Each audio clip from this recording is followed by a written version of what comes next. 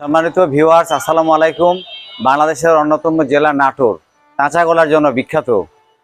মিষ্টি জগতের ঐতিহ্যবাহী কাঁচাগোল্লা কিনতে আজ আমি এসেছি নাটোর শহর লালবাজার জয় কালীবাড়ির মিষ্টির দোকানে।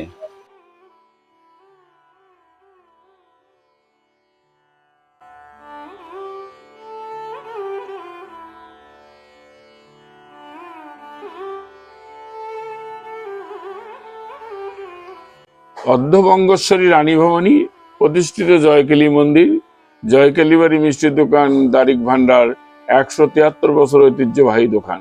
লালবাজার এবং নাটোরে এই প্রতিষ্ঠিত রাজাদের আমলের। আমরা এর 5 পুরুষ ধরে ব্যবসা করছি। আমি 1980 সাল থেকে এই দোকানের পরিচালনা, মালিক এবং কারিগর করছি। আমার নাম রবীন্দ্রনাথ কুন্ডু, আমার বাবার নাম ননীগোপাল কুন্ডু।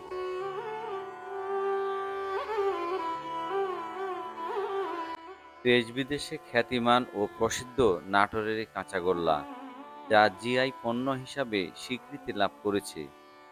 প্রতি কেজি কাঁচাগোল্লার মূল্য 600 টাকা। এই কাঁচাগোল্লার উৎপত্তির ইতিহাস এই দোকানের মালিকের নিকট শুনতে পাবেন, আর এর জন্যই আপনাদেরকে এই ভিডিওটি সম্পূর্ণ দেখতে হবে।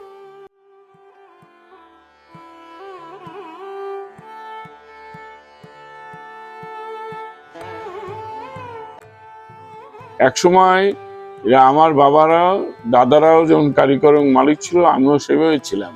কিন্তু রাজারা মিষ্টির অর্ডার দিয়েছিল, সেই সময় সেই মিষ্টিতে কারিগর অনুপস্থিত থাকার জন্য মালিক নিজে ছানা এবং চিনি দিয়ে সুন্দর একটি মিষ্টি তৈরি করে নিয়ে যায়, রাজাকে উপহার দেয় মশলা।